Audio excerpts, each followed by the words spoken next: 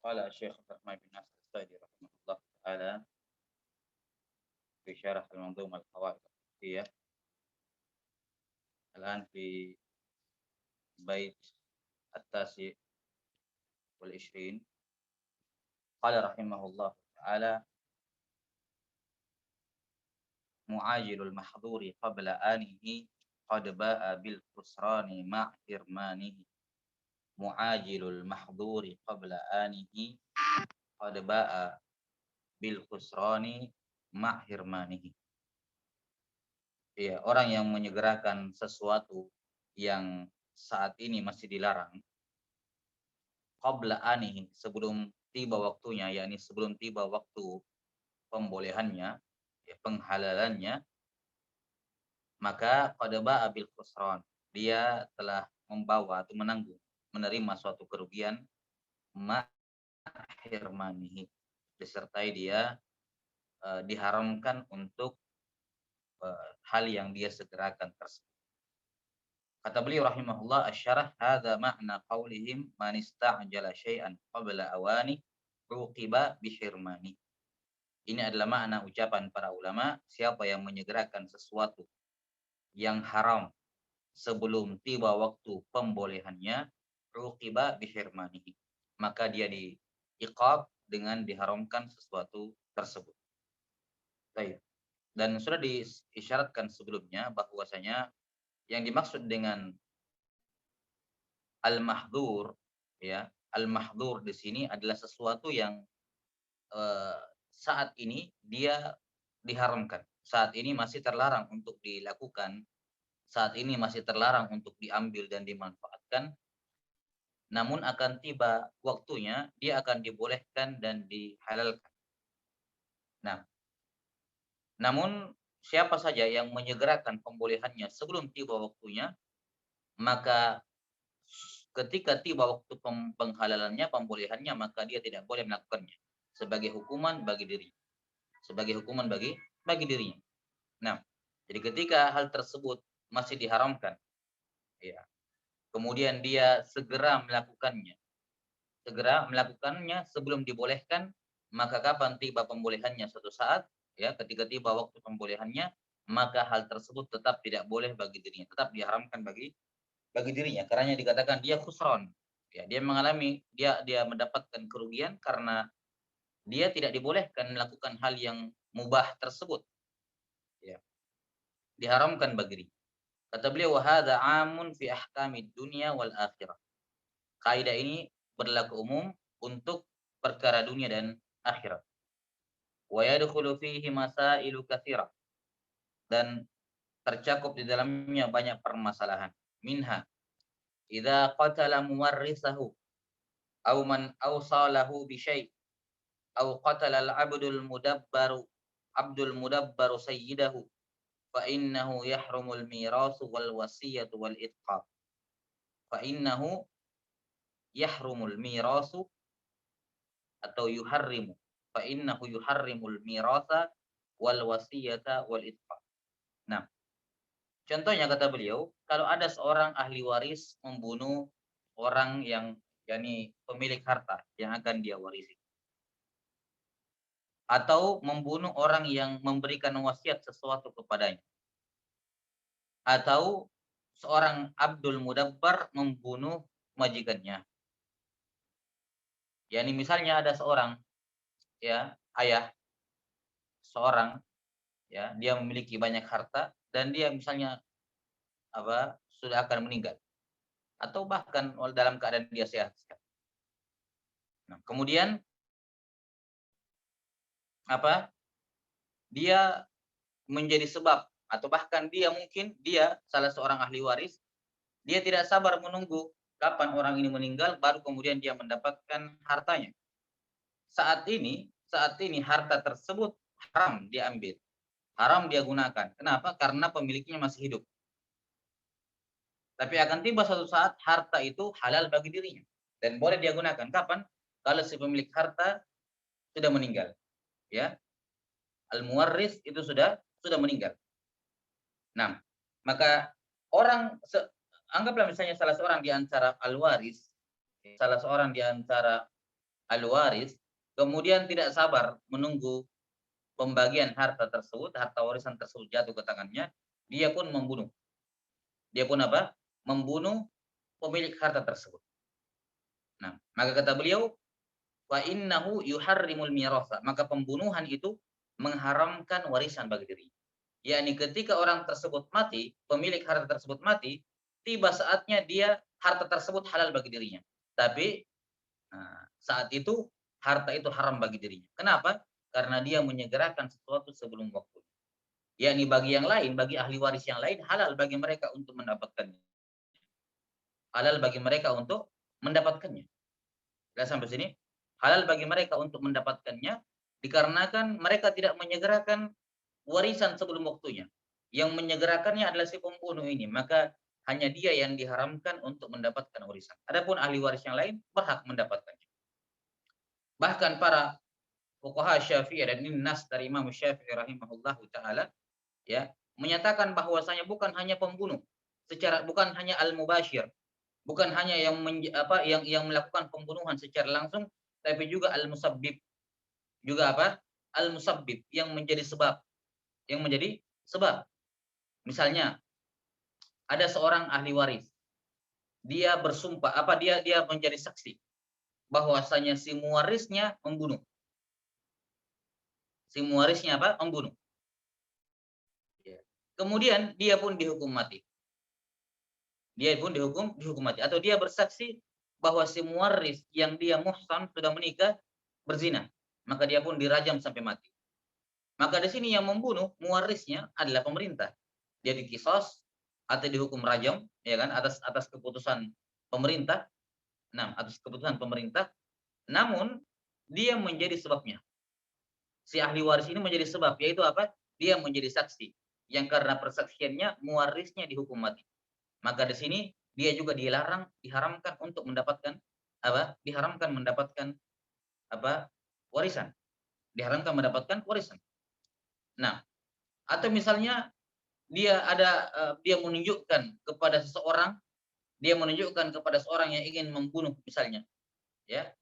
Orang yang ingin membunuh ahli warisnya, dia tunjukkan di sana dia sembunyi misalnya. Atau mungkin dia membayar pembunuh bayaran, bukan dia yang melakukannya secara langsung.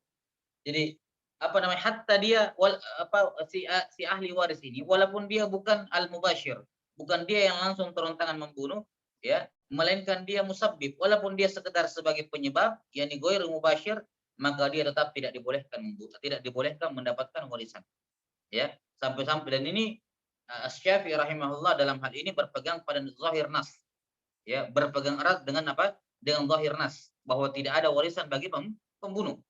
Nah, sampai-sampai para fuqaha Syafi'iyah mengatakan bahwa Imam Syafi'i rahimahullah menjadi zahiri, ya, yakni menjadi zahiriyah dalam pembahasan ini. Menjadi zahiriyah dalam pembahasan ini. Nah, sementara ulama lain dalam mazhab yang lain mengatakan bahwa yang diharamkan mendapatkan warisan hanyalah kalau dia mubashir, dia yang langsung membunuh. Ya.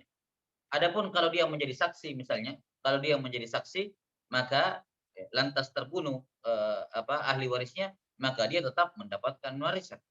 Ya, adapun Syafi'i rahimahullah mengatakan tidak, tetap dia tidak boleh mendapatkan warisan karena dia walaupun bukan mubashir tapi dia musabbib, dia menjadi sebab orang yang memiliki harta tersebut terbunuh. Maka di sini beliau, ya, Syafi'i rahimahullah termasuk dengan zahir, dengan betul-betul kalau kita katakan saklek di sini, ya, masalah betul-betul beliau berpegang dengan zahir.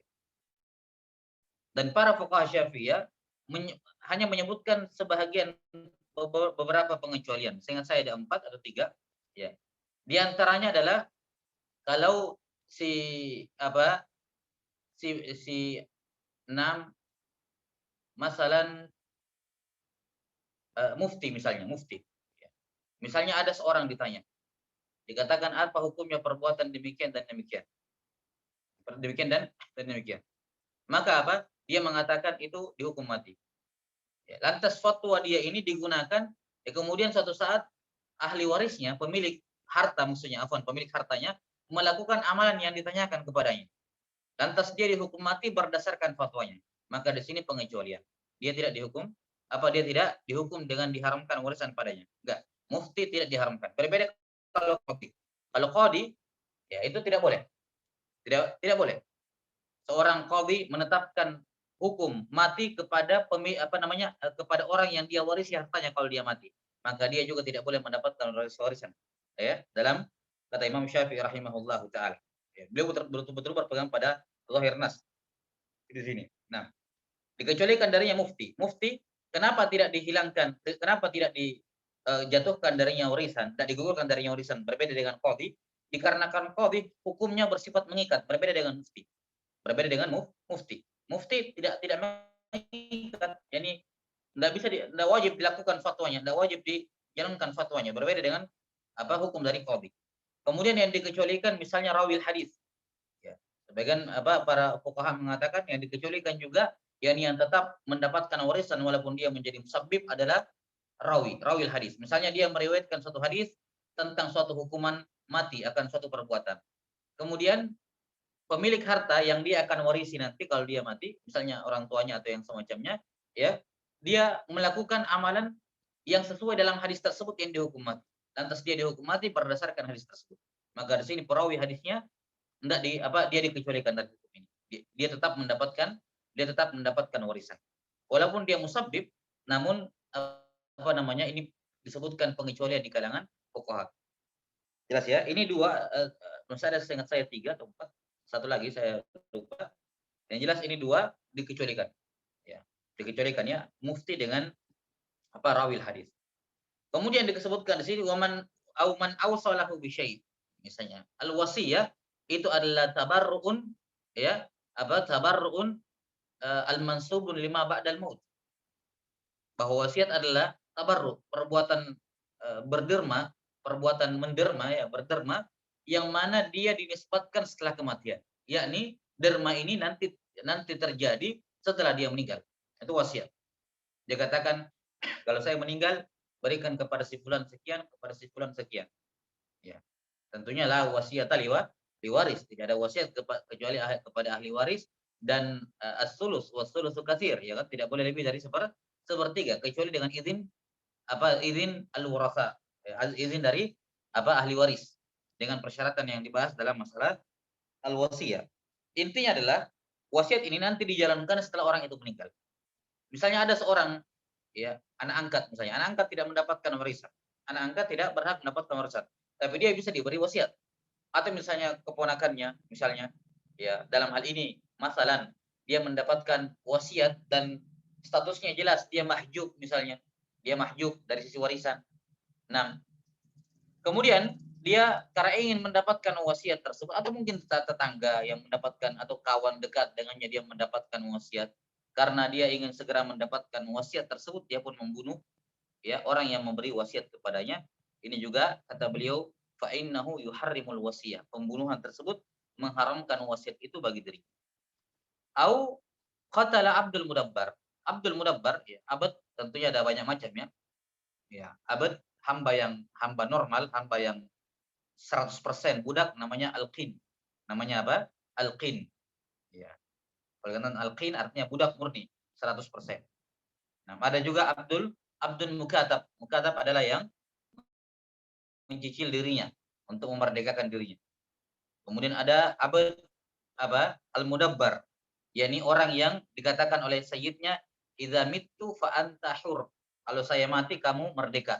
Ini namanya mudabbar, yakni dia merdeka ya duburi sayyidihi, setelah meninggalnya sayyidnya. Ya. Dubura sayyidihi. Kemudian juga ada abdun mu'abbad. Muba'ad artinya abad yang dimiliki oleh 2-3 orang, tapi salah satu di antara 3 orang itu memerdekakan bagiannya. Jadi sebagian dari dirinya merdeka dan sebagian lain masih budak. Dan juga ada ummul walad. Ya, ummul walad juga ini jenis-jenis budak. Nah, di sini al-abdul mudabbar ketika sayyidnya mengatakan idza mittu fa anta hur.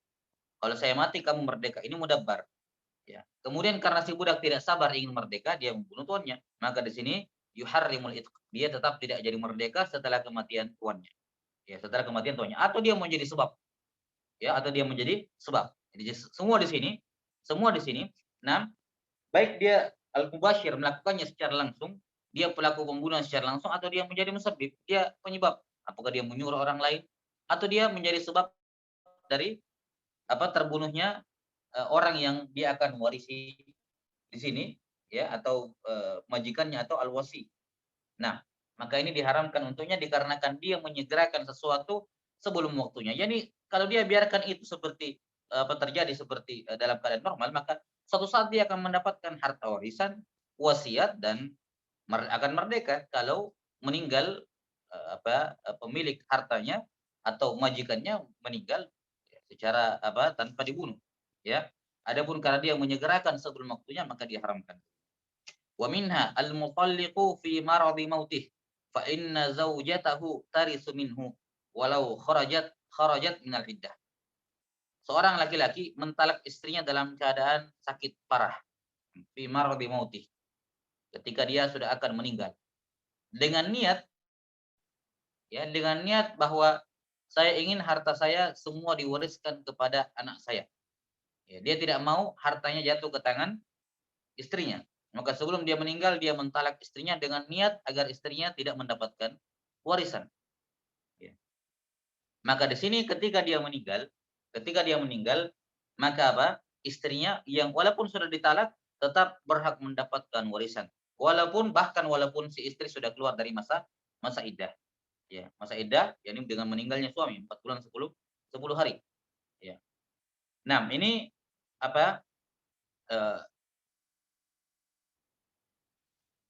juga di antara tatbik dari kaidah ini. Di antara tatbik kaidah dan kaidah ini juga atau masalah ini juga disebutkan dalam dari contoh untuk kaidah yang lain bahwa seorang yang melakukan hila seperti ini al-hila, ya, orang yang melakukan hila yu'aqabu binaqidi qasdih, ya. Dia dihukum dengan kebalikan dari niatnya. Ya, al-muhil yu'aqabu binaqidi qasdihi, bahwa al-muhil, orang yang melakukan hila, tipu daya, dia dihukum dengan dijatuhkan padanya sesuatu yang berlawanan dengan niat. Di sini istrinya, ya, ketika si suami ketika dia sakit dan dia khawatir sudah akan meninggal, kalau dia seperti itu maka istrinya mendapatkan warisan. Namun kemudian dia mau melakukan tipu daya, melakukan hila dengan mentalak istrinya dengan niat agar istri tidak mendapatkan warisan. Maka tatkala dia melakukan ini karena hila, dia dibalas dengan kebalikan dari apanya? Kebalikan dari niatnya. Yaitu dia istrinya tetap mewarisi hartanya. Nah, wa kadzalika fi ahkamil akhirah. Ya, ini juga berlaku di hukum ini juga atau kaidah ini juga berlaku pada hal-hal atau pada hukum-hukum di akhirat. Faman labisal harir fid dunya lam yalbashu fil akhirah. Wa man syaribal khamra fid dunya lam yashrabhu fil akhirah. Demikian pula laki-laki, ya, yang memakai emas di dunia maka dia tidak akan memakainya di akhirat. Emas dan perak di dunia maka dia tidak akan memakainya di akhirat. Emas mau saya. Ya, tidak, siapa yang memakai emas, ya, bagi laki-laki maka dia tidak akan memakainya di akhirat. Nah, kata beliau, siapa yang memakai harir, sutra di dunia, maka dia tidak akan memakainya di akhirat. Yang dimaksud tentunya dengan harir di sini adalah kain yang ditenun atau dipintal dari ulat sutra. Dari ulat sutra. Ini yang dimaksud dengan harir di sini. Jadi betul-betul keluar dari ular sutra. Ya, maka dikecualikan darinya atau bukan termasuk hukum harir adalah harir sinai. Yakni kain sutra imitasi ataukah kain sutra buatan yang bukan diambil dari kain ulat sutra itu. Nah, adapun kain sutra buatan sinai seperti itu maka tidak ada masalah. Laki-laki, dan tentunya faman di sini, man yang dimaksud di sini adalah ar-rijal. Ya, man yang dimaksud di sini adalah ar-rijal. Jelas ya? Nah, dan pengharaman ini kalau harirnya 100% pada kain tersebut atau sebagian besarnya. Sebagian besar kainnya itu adalah harir, maka ini juga dilarang dipakai. Dipakai. Nah, Abu Syuja rahimahullahu taala mengatakan wa yahrumu 'alar rijali lubsul hariri wa takhattumu bidh-dhahabi wa yahillu lin-nisa wa yasiru adh-dhahabi wa kathiruhu fit tahrimi sawa wa idza kana ba'du thawbi ibrisaman wa ba'duhu qutnan aw kitana jaza lubsuhu ma lam yakun al-ibrisamu ghaliban. Bahwa diharamkan bagi laki-laki untuk memakai sutra dan memakai cincin dari emas, namun dibolehkan bagi perempuan. Emas sedikit maupun banyaknya sama saja dalam pengharaman. Kemudian kata beliau, kalau ada satu kain atau ada satu pakaian, ya, ba'du saub. Kalau ada sebagiannya ibrisam, yakni sutra, dan sebagian yang lain, yakni dari kain yang sama, dari pakaian yang sama, sebagiannya sutra dan sebagiannya katun atau yang lain, maka kata beliau jaza lubsuhu, boleh dipakai pakaian tersebut selama sutranya lam yakun ibrisamu ghaliba. Lam yakunil ibrisamu ghaliba. Selama sutranya bukan dia yang mendominasi, yang lebih banyak. Jadi patokannya di isi lebih banyakkan mana. Maka pakaian kalau sebagian bahannya itu sutra dan sebagiannya lain bukan sutra, maka dilihat yang mana yang paling besar persentasenya di situ. Kalau paling besar sutra, maka tidak boleh dipakai. Tapi kalau lebih besar kain selain sutra, maka boleh dipakai. Dan kalau 50-50, 50-50%, maka zahir kalamnya Abu Syuja menunjukkan bolehnya. Karena beliau hanya mengatakan bahwa boleh dipakai selama ibrisamnya, sutranya tidak lebih mendominasi. Artinya kalau sama, maka hukumnya boleh. Baik. Maka siapa yang memakai harir di dunia, memakai sutra di dunia, maka dia tidak akan memakainya di akhirat. Dia tidak akan memakainya di akhirat. Demikian pula wa man syaribal khamra fid dunya. Siapa yang minum khamar di dunia, maka dia tidak akan minum di akhirat. Dan yang maksud dengan khamar di sini umum, mencakup umum, ya, baik yang sifatnya ma'i, benda cair seperti al-muskir, ataukah yang sifatnya ghairu ma'i, jamid. Ya, dengan semua jenis narkoba dan semacamnya, ini bisa masuk dalam khamar. Jadi al-khamar kullu ma yukhamirul aqal. Baik sifatnya ma'i, benda cair seperti al-muskir, minuman keras, minuman memabukkan ataupun yang bukan. Baik, siapa yang meneguk khamar di dunia, maka dia tidak akan meminumi dia. Kenapa? Dia menyegerakan. Kalau dia menjauhinya di dunia, akan tiba waktunya di akhirat kelak, tentunya akan tiba waktunya dia boleh memakai harir. Kapan? Di akhirat. Kalau dia tidak meminumnya di khamar di dunia itu diharamkan. Kapan? Apakah ada waktu dihalalkan? Ada. Ini di akhirat. Namun kalau dia menyegerakannya di dunia, maka suatu saat ketika tiba waktunya di sana, dia dilarang. Yani dia tidak akan meminumnya di akhirat. Nah, kemudian kata beliau rahimahullah, wa kama annal muta'ajjila lil mahdhuri yu'aqabu bil hirmani faman taraka syai'an lillahi tahwahu nafsuhu awadahu Allahu khairan minhu fid dunya wal akhirah. Nah, di sini kemudian beliau menyebutkan kebalikan dari kaidah ini. Kebalikan dari kaidah ini. Nah, sebelumnya contoh-contoh yang semacam ini, contoh-contoh orang yang mendahulukan sesuatu sebelum waktunya, ya, mendahulukan sesuatu sebelum waktunya, maka ini ya, banyak contohnya. Misalnya ada seorang yang melakukan perzinahan, perzinahan dengan niat untuk mendapatkan keturunan, misalnya, dengan niat mendapatkan keturunan. Ya. Maka kemudian dia berzina. Maka ketika lahir anak ini tidak dinasabkan kepada si ayah, tidak boleh dinasabkan kepada si laki-laki tersebut. Kenapa? Dia mendahulukan sesuatu sebelum waktunya. Dia niatnya ingin mendapatkan anak tapi belum waktunya, yakni belum akad nikah, ya. Dia mendahulukan sebelum waktunya, maka dia diharamkan mendapatkan apa yang dia inginkan tersebut berupa keturunan. Maka anak tersebut ketika lahir tidak boleh dinisbatkan kepada si ayah. Ya, dikarenakan dia menyegerakan sesuatu sebelum waktunya. Nah, kemudian juga bisa dipakai dalam masalah ini, walaupun ini hukumnya mansukh, ya. Hukumnya mansukh. Baik. Setelah bahas, termasuk. Nah, ini tambahan contoh berkenaan dengan kaidah ini. Ya.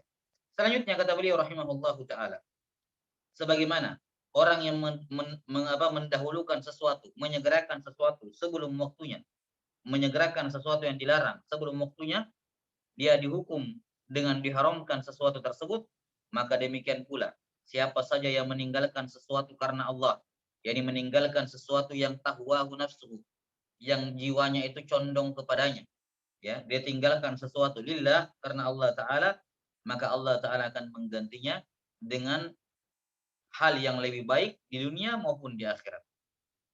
Ini berasal dari hadis riwayat Imam Ahmad rahimahullah dan selainnya, man taraka syai'an lillah abadalahullahu khairan min. Dalam riwayat lain awadahullahu khairan min.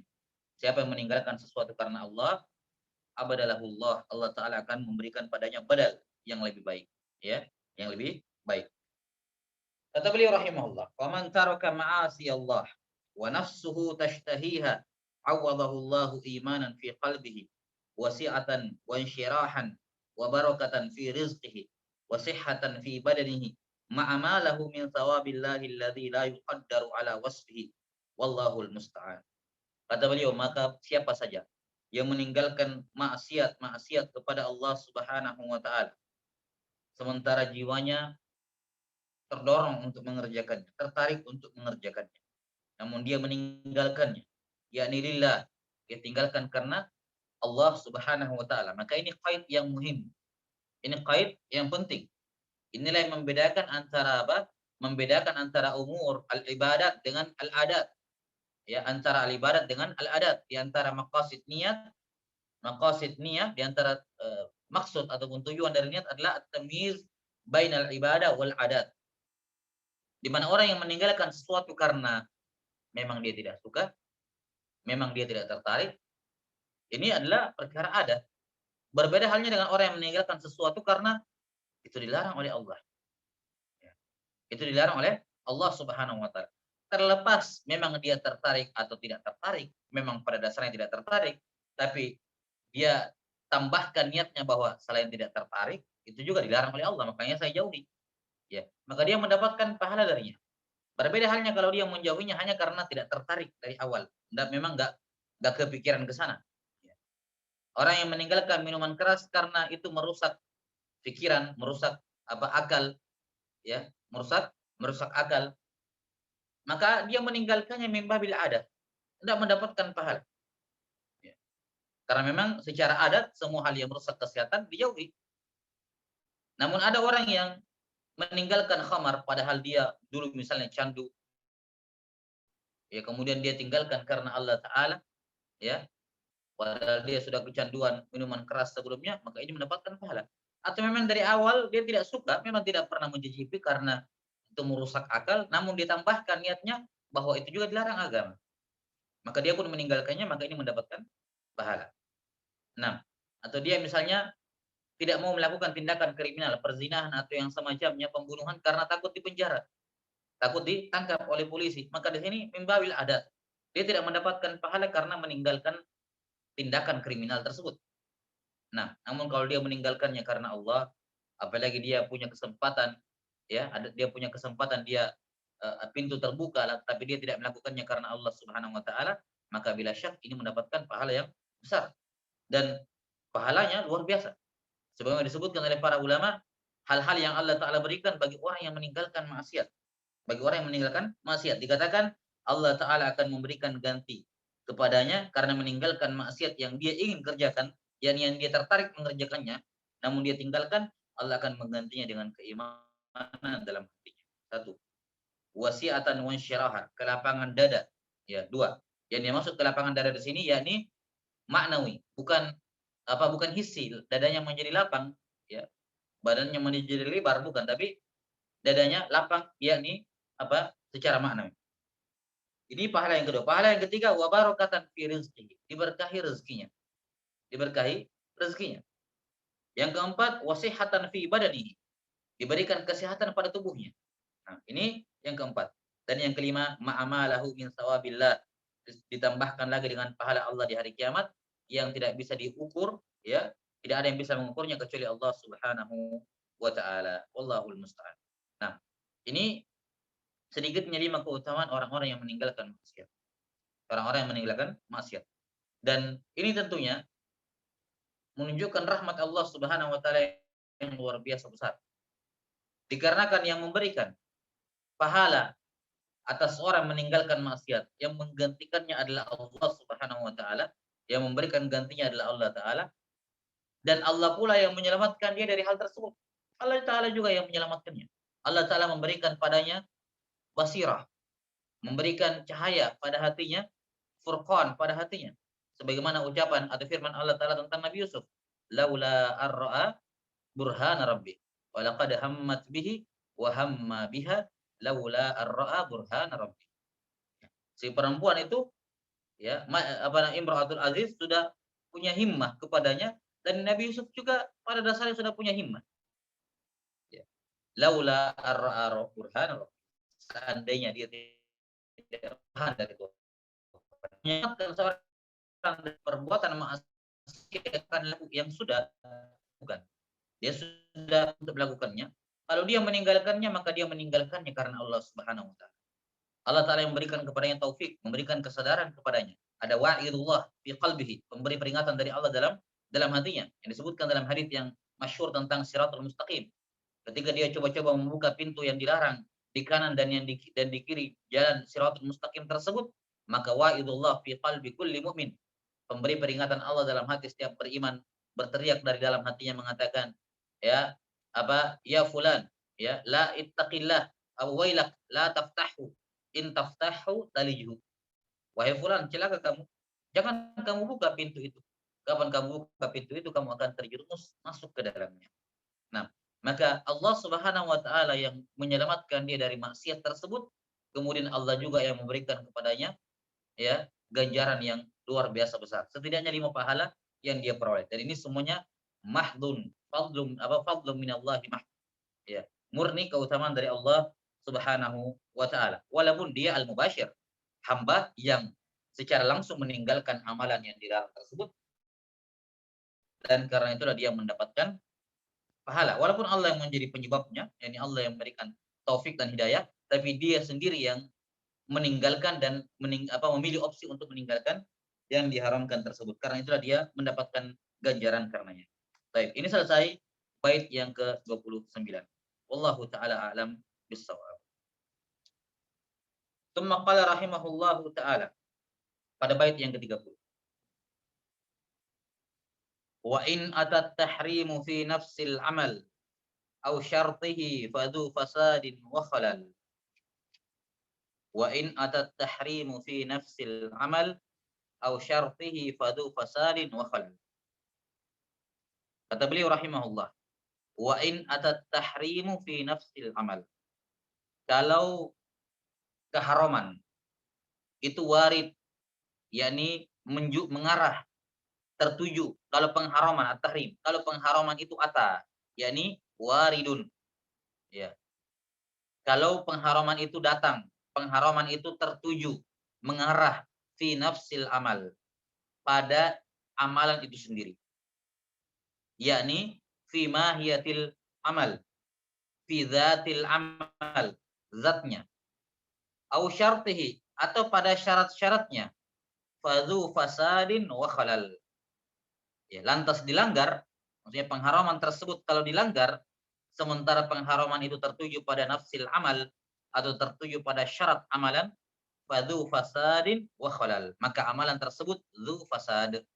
Ya, dia dihukumi fasid wa khalal, dan ada naqs, kekurangan padanya, tidak syah. Baik. Ini kaidah fikhiyah ini yang disebutkan oleh beliau dalam bait yang ke-30, ini termasuk dari qawaid usuliyah. Ini termasuk dari qawaid usuliyah. Dan sebagaimana sudah disebutkan sebelumnya bahwa dalam qawaid al-fiqhiyah ini penulis rahimahullahu taala menyebutkan sebagian di antaranya merupakan qawaid al-usuliyah. Ya, merupakan qawaid al-usuliyah, seperti kemarin sudah dibahas masalah al-khata wal ikrah. Al-khata wal ikrah ini dalam pembahasan usul fikih masuk dalam pembahasan al-mukallaf, yakni man yadkhulu fi khitabillah wa man la yadkhul. Disebutkan oleh siapa? Seperti disebutkan oleh Imamul Haramain dalam Al-Waraqat, ya. Nah, wa yadkhulu fi khitabillahi ta'ala al-mu'minun. Ya kan? Kemudian disebutkan tentang an-nasi, ya. Kemudian orang yang sukran, ya, juga orang yang mabuk, ini ghairu mukhatab. Ini bukan mukhatab. Ini termasuk qawaid usuliyah. Ya, ini termasuk qawaid usuliyah. Nah,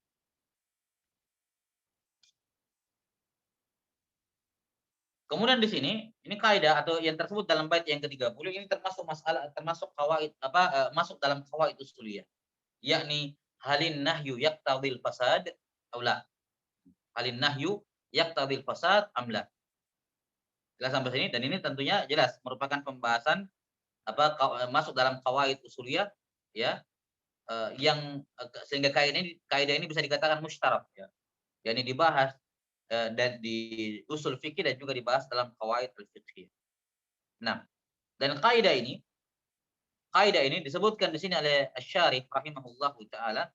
Beliau sebutkan contoh-contohnya di bawah berkenaan dengan masalah al-ibadah. Berkenaan dengan masalah ibadah. Kata beliau, "Hadza hukmul ibadat al-waqi'ah ala wajhin muharram, ala wajhin muharram." Ya. Dan tentunya di sini beliau rahimahullah menyebutkan bahwa ini mimbabil ibadat, wallahu hukum ibadat, memberikan penjelasan dan contoh di bawah itu hanya sebatas perkara ibadah. Wallahu a'lam bishawab, apa maksud beliau? Apakah eh, karena ibadah ini yang penting ataukah yang beliau fokuskan di situ? Wallahu a'lam. Tapi ma'ruf bahwasanya kaidah ini tidak hanya berlaku dalam babul ibadat, tapi juga berlaku pada babul muamalat. Ya, berlaku pada bab al-muamalat. Pada muamalah al-maliyah, kaidah ini juga berlaku dan di sini beliau rahimahullahu taala di syarah ya, dalam syarahnya tidak menyinggung contoh ya penerapan kaidah ini dalam ahkam atau dalam fikih al-muamalah al-maliyah. Ya, berbeda dengan kaidah sebelumnya. Di kaidah sebelumnya beliau selalu kalau kaidah itu ada pada babul ibadat dan babul muamalah, beliau sebutkan contoh masing-masing. Namun di sini beliau tidak menyebutkan, ya, tidak menyinggung sama sekali contoh penerapan kaidah ini dalam bab al-muamalat. Wallahu a'lam bishawab. Mengapa beliau tidak menyebutkan ini di sini? Ya.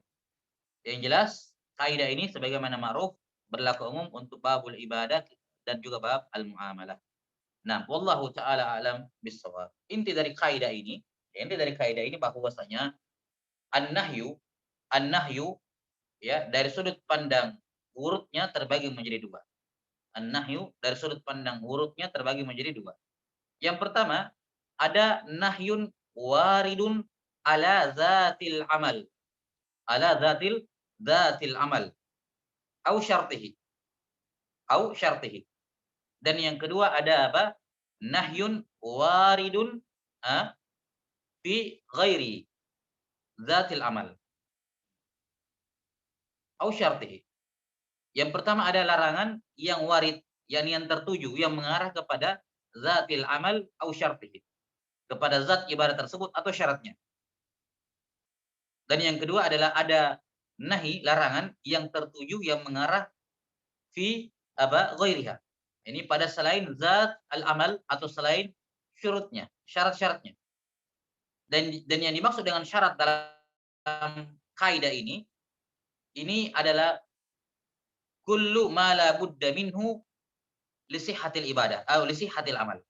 Yang dimaksud dengan syarat dalam kaidah ini adalah segala sesuatu yang harus ada, ya, kullu ma la budda minhu li sihhatil amal, untuk keabsahan amalan tersebut. Ini yang dimaksud dengan syarat di sini. Ya, maka syarat di sini mencakup arkan. Syarat di sini mencakup apa? Al-arkan.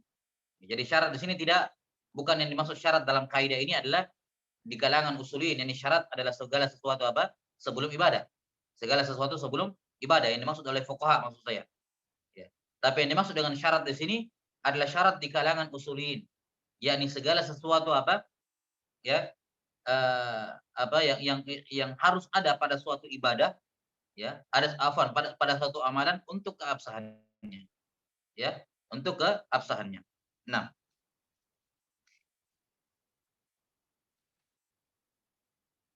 apa istilahnya, ma la yalzamu min adamihil adam wa la yalzamu min wujudihi wujudun wala adam. Ya. Sesuatu yang melazimkan kalau dia tidak ada maka tidak ada hukum. Tapi kalau dia ada maka belum tentu ada dan belum tentu tidak ada hukum. Sehingga syarat di sini mencakup yashmalul arkan. Mencakup apa? Al-arkan. Jelas sampai sini? Nah, dari dua jenis nahi tadi ada yang warid kepada zatil amal au syartihi, yakni mencakup syarat adalah arkan, rukun. Dan ada nahi yang waridun fi ghairi zatil fi'il au ghairi syartihi, Dari dua jenis nahi ini ya hukumnya juga berbeda. Adapun yang pertama, nahi yang warid kepada zatil amal atau syartihi, ini an-nahyu yaqtadil fasad. An-nahyu yakni larangan di sini kalau dilanggar yaqtadil fasad, melahirkan atau mengharuskan rusaknya dan tidak syahnya amalan tersebut. Sementara nahi yang kedua, yakni nahi yang warid fi ghairi dzatil amal wala syartihi wala arkanihi, terkandung di dalamnya ya. Kalau dia warid dan ke situ kemudian dilanggar, maka ini la yaqtadil fasad. Kalau dia dilanggar maka tidak mengharuskan amalan tersebut fasid. Nah, dan yang dimaksud dan dibahas dalam pembahasan ini dalam kaidah ini adalah jenis nahi yang kedua, yakni nahinya waridun fi dzatil amal au syartihi. Waridun fi dzatil amal au syartihi, yakni hukumnya yaqtadil fasad. Karena itu beliau mengatakan fadu fasadin wa khalal. Nah, dan fasad di sini yakni butlan. Fasad di sini adalah al-butlan, di mana fasid dan batil secara umum memiliki makna yang sama. Ya, para fuqaha ya menyamakan antara fasid dengan batil. Ya. Kullu fasid batil wa kadza aksu. Demikian pula sebaliknya. Ya, demikian pula sebaliknya. Nah, dan sebagian atau para fuqaha hanya mengecualikan satu dalam mazhab Syafi'iyah, hanya satu tempat di mana fasid dengan batil dikecualikan. Ya, wallahu alam dalam mazhab Hanabilah. Ya. Yani hanya satu tempat fasid dengan batil itu dibedakan, yakni dalam babul haji. Dalam kitabul haji. Di mana haji itu fasid dengan apa? Dengan al-wata'u fil farji qabla tahallul awal. Dengan berhubungan suami istri sebelum tahallul awal. Kata Abu Syuja rahimahullahu taala, wala yufsiduhu illa bil wat'i fil farj. Ya, wala yakhruju minhu bil fasad. Namun dia tidak boleh membatalkan hajinya hanya karena hajinya fasid.